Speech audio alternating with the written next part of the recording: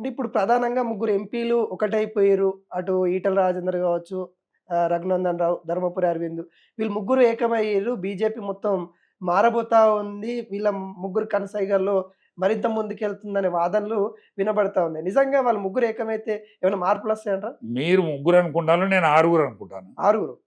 ఆరుగురు ఎంపీలు, 8 మంది పార్లమెంట్ 8 మంది అసెంబ్లీ మెంబర్లు, ముగ్గురు శాసన మండలి మెంబర్లు, వీళ్ళందరూ కూడా ఒకటై ముందుకు పోతారు. ఇంకా లక్షలాది మంది కార్యకర్తలు ఉన్నారు, వాళ్ళందరూ కూడా ఏకీకృతం అవుతారని నేను అనుకుంటున్నాను. అంటే ఇందులో గెలవని ఇద్దరు ఎవరు సార్ మరి? ఇందులో గెలవని ఎంపీలు ఇద్దరు ఎవరు? బండి సంజయ్ కిషన్ రెడ్డి గారే మంత్రులే ఇద్దరు. ఓకే. వాళ్ళు తలుచుకుంటే వీళ్ళందరూ కూడా ఒక్క తాటి మీదకి రావడం పెద్ద అవలీలమైన పని.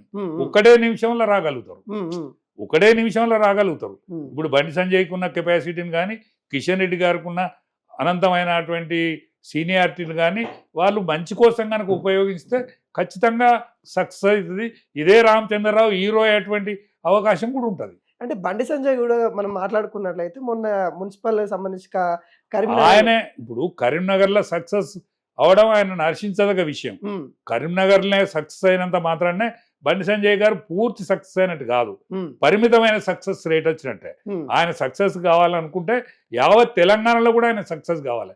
ఆయన ముఖ్యమంత్రి అయినా తప్పులేదు, బండి సంజయ్ గారు ముఖ్యమంత్రి అయినా తప్పులేదు, కానీ ఆయన సర్వీసును మొత్తం ఉపయోగించాలని నా విజ్ఞప్తి. ఇప్పుడు నా బోటి బడుగు బలహీన వర్గాల వ్యక్తిని సస్పెండ్ చేసినాడు, ఆయన స్పందనేది. సస్పెండ్ ఉచ్చతార్థంగా ఎట్లా చేస్తారు? నోటీస్ ఇచ్చి చేయరా? నోటీస్ ఇస్తే నేను సమాధానం ఇస్తా కదా. ఇప్పుడు క్రమశిక్షణ తెలిసిన పార్టీకి నాయకత్వం వహించే రామచంద్రరావుకు నోటీస్ ఇచ్చి వ్యక్తిని సామాన్యునైనా, చిన్నోన్నైనా, పెద్దోన్నైనా సస్పెండ్ చేయాలనేటువంటి ఇంగిత జ్ఞానం కోల్పోతా అంటే బండి సంజయ్ గారు ఏం చేస్తాను, కిషన్ రెడ్డి గారు ఏం చేస్తాను. ఇంకా పార్టీ పెద్దలు అధిష్టానం దగ్గరికి ఏమన్నా మీరేమన్నా మాట్లాడారు? అధిష్టాన వర్గం కనుక ఇది పోదండి, అధిష్టాన వర్గం కనుక పోదు. ఎందుకంటే ఇది రాష్ట్రంలో జరిగే చిన్న విషయం కాబట్టి రాబోయే రోజులలో అధిష్టానం వీళ్ళు చేసే చేష్టలు ప్రతి చిన్న విషయాన్ని కూడా కూలంకషంగా చూస్తూ ఉన్నారు. ఖచ్చితంగా ఈ రాష్ట్రంలో అధికారం రావడమే అధిష్టాన వర్గం యొక్క యోచన. ఇంకోటి జిహెచ్ఎంసీ ఎన్నికల్లో రామచంద్రరావు బలంగా మాట్లాడుతూ ఉన్నారు. మేము గెలుస్తున్నాం చూడండి, మేయర్ సీటు 3టికి 3 మేము గెలిపిస్తాము అనే విధంగా తన బాగా ఫోకస్ చేస్తున్నాడు అనే వాదనలు కూడా వినబడతా ఉన్నాయి. మరి పంచాయతీ బోర్డు ఎన్నికలలో ఏం చేసిండు? ఒక ఊరికి పోలేదు. పురపాలక సంఘం ఎన్నికలలో ఏం చేసిండు? ఒక పురపాలకానికి పోలేదు. ఇవన్నీ వట్టి మాట్లాడితే ఏమవుతుంది?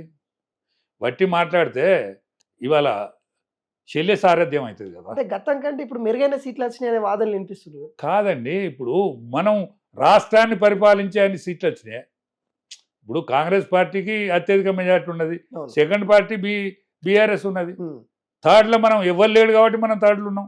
ఇండిపెండెంట్ మనకంటే ముందు ఉన్నారు. మేము ఒక్కటి ఉన్నాం కాబట్టి, మేము 0 ఉన్నాం కాబట్టి ఒకటైతే మేము పెద్ద అని లెక్క పెట్టుకుంటే ఎట్లా? కరెక్ట్ కాదు కదా. ఎవరి నాయకత్వం ముందుకెళ్తే జిహెచ్ఎంసీ? ఎవరి నాయకత్వం లేదు, సమిష్టి నాయకత్వం ఉంటేనే ముందుకు పోతాం.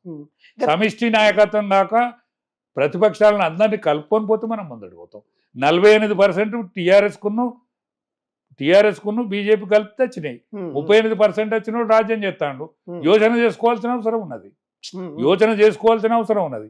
ఇవాళ మహారాష్ట్రలో షిండేని కలుపుకొని, శరద్ పవార్ అన్న కొడుకును కలుపుకొని సంపూర్ణమైనటువంటి రిజల్ట్ను తెచ్చుకున్నది. పక్క రాష్ట్రం మనకు వింధ్యకి యువతల పక్కనే ఉన్నది, మన బార్డర్ని ఆనుకొని ఉన్నది. అది గుణపాఠంగా ఇక్కడ బీజేపీ తీసుకోవాలని నా విజ్ఞప్తి.